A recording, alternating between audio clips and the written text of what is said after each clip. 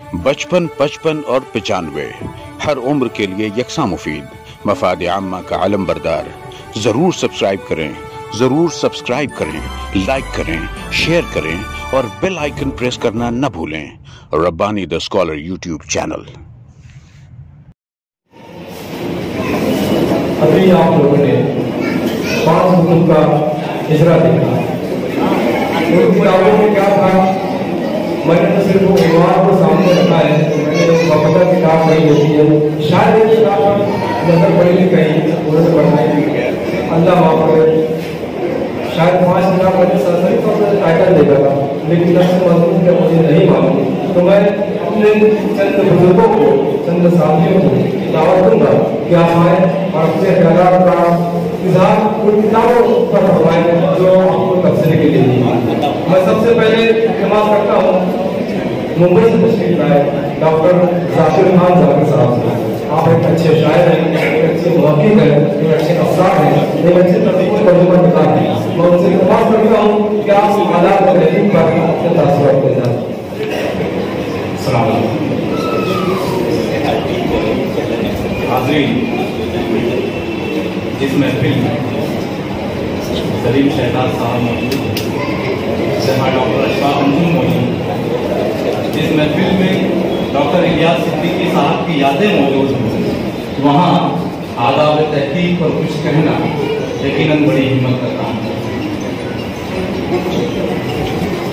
मैं सबसे पहले डॉक्टर आसिफ फैजी साहब को इस जंगो इजरा की मुबारकबाद पेश करता हूँ और अल्लाह रब्बुल इज्जत से दुआ गो हूँ कि वो इन किताबों को शर्फ कबूलियत अता फरमाए और क़ारीन के लिए मिशल राह बनाए। और मुझे लगता है कि शायद इन 5 किताबों में अगर कोई सबसे ज़्यादा खुश मौजूद है तो वो आदाब तहकीक ही है। और इसमें इस साजिश में इमरान जमील और अब्दुल अंसारी बराबर के शरीक।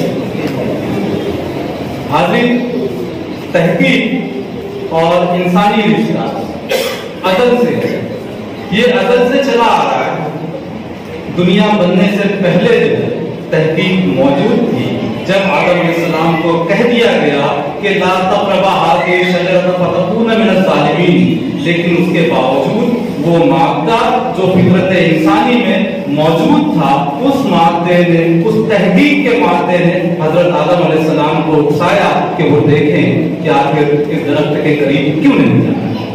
तो ये दुनिया की सबसे पहले तहकीक, कुछ जानने की ख्वाहिश, कुछ समझने की चाहत और तहकीक व जुस्तजू की आरज़ू इंसान में अज़ल से मौजूद। अब सवाल ये पैदा होता है कि अगर ये जुस्तजू, ये आरज़ू, ये ख्वाहिश इंसान में मौजूद थी तो फिर तहकीक पर किताब की जरूरत क्यों पेश है? ये किताबें तहकीक के लिए राह मुतय्यन करती है। ये किताबें तहकीक के लिए राहें खोलती हैं। और जिस तरह से वक्त तेजी के साथ बदलता जा रहा है, जिस तरह से हालात बदलते जा रहे हैं, तहकीक की राहें, तहकीक की सिमतें, तहकीक का तरीक़ाकार, हर चीज बदलती जा रही है।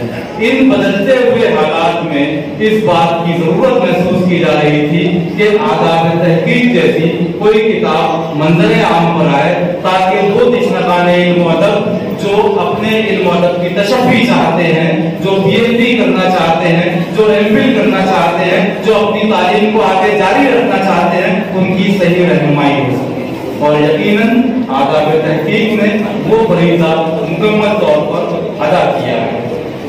तहकीक पर वरना किताबें इससे पहले भी मौजूद, लेकिन तहकीक पर जो किताबें मौजूद थी वो अशफाक अंजुम साहब और सलीम शहजाद साहब बखूबी जानते होंगे कि वो किताबें कब और किस साल लिखी गई और उसके बाद किस तरह के तहकीकी मवाद पर किताबें कब शायद हुई। तो तब से लेकर आज तक तहकीक के तरीक़ाकार में बहुत सारी तब्दीलियां आती गई हैं। ये तरीक़ाकार अब साइंटिफिक हो गया है। पहले इस तरीक़ाकार पहले ये बिल्कुल एक सादा सा तरीक़ाकार हुआ करता था, लेकिन अब जमाने के बदलने के साथ साथ इस तरीके कार में, इस मेथोडोलॉजी में साइंस, कंप्यूटर, शुमारियात और दीगर बहुत सारी चीजें जो है वो शामिल होती चलेंगी। मुताले के ज़राए तब्दील होते गए, मुताले का जो मीडियम था वो तब्दील हो गया। अब इन बदलते हुए हालात, बदलते हुए ज़राए के सामने हमारे पास एक ऐसी चीज मौजूद होनी चाहिए थी जो इन हालात से कॉप अप कर सके, इन हालात से टैकल कर सके या इन हालात का सामना कर सके। तो ये आदाब तहकीक एक ऐसी किताब है जो आज के हालात में उन तमाम इश्नगान इल्म और की तशफ़ी के लिए काफी है जो पीएचडी वगैरह करना चाहते हैं। और दूसरी बात मैं ये कहना चाहूंगा कि आसिफ फैजी ने आदाब तहकीक लिखकर ज़बान और अदब पर एहसान किया है, और एहसान ही नहीं, एहसान अजीम किया है। और ये एहसान इस तरह से कि उन्होंने एक तरफ तो तालिबे इल्मों को ये राह बताई कि तहकीक किस तरह से की जाती है, और एक तरह से उन लोगों पर कदम लगा दिया जो जबरदस्ती इस फील्ड में घुसना चाहते हैं।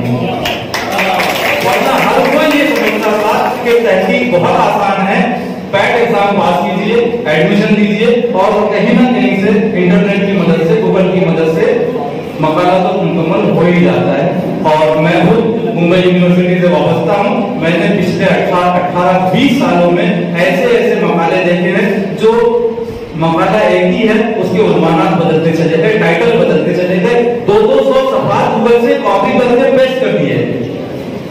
तो ये तहकीक नहीं है, तहकीक का तरीकाकार वो है जो आसिफ फैजी ने बताया।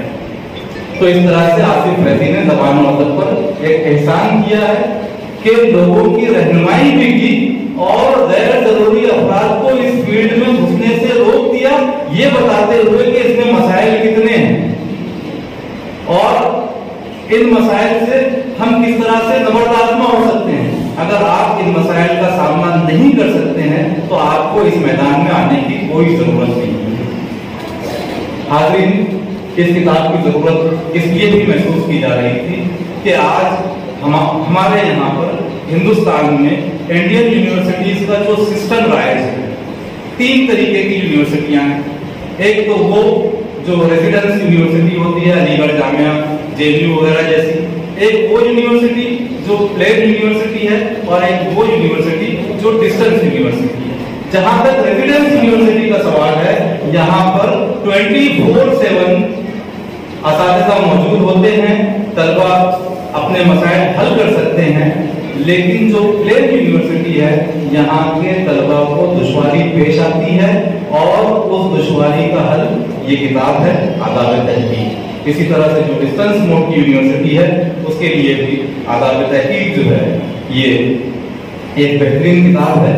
तहकीक और तारीख नवीसी दोनों में इस बात पर जोर दिया जाता है कि what is the reliability and authenticity of the sources. और आसिफ फैजी ने इस चीज को महसूस किया और उन्होंने इस किताब में बाकायदा इस बात का इजहार किया कि सबसे पहले प्राइमरी सोर्सेज देखे जाएं, सबसे पहले डायरेक्ट सोर्सेज देखे जाएं और उसके बाद इनडायरेक्ट सोर्सेज की तरफ बढ़ा जाए। इसी तरह से उन्होंने मुख्तलिफ कमेटियों का जिक्र किया और एक हतमी शक्ल में DRC, डिपार्टमेंटल रिसर्च कमेटी, उन्होंने उसमें तहरीर किया। मैं उन्हें ये बताता चलूं कि हर यूनिवर्सिटी का अपना एक लाहे अमल होता है, कहीं DRC होती है, कहीं RRC होती है, कहीं RPC होती है। तो अलग अलग डिपार्टमेंट रिसर्च के यहाँ पर मखसूस होते हैं और तहकीक की जो मियाद है वो कहीं 30 साल हुआ करती है, कहीं 22, कहीं पर 30 महीने हुआ करती है, कहीं पर 22 महीने हुआ करती है। और बिल्कुल आखिर में मैं ये कहना चाहूंगा कि जिस तरह से आसिफ फैजी ने अपनी किताब की शुरुआत की और गुफ्तार मन में ही ये कह दिया कि मैं असल में तहकीक ना ही मेरा मौजू है और ना मैं ही साहिब कलम हूँ। कितनी इनकिसारी की मेरे ख्याल से कोई जरूरत नहीं थी। गालिब ने कहा था कि कहते हैं कि अगले जमाने में कोई अमीर भी था, लेकिन एहसास होते ही फौरन कहा कि है और भी दुनिया में सुकंदर बहुत अच्छे, कहते हैं कि गालिब का है अंदाज़ है। तो इतनी इनकिसारी, too much humbleness is poisonous for self respect and creativity.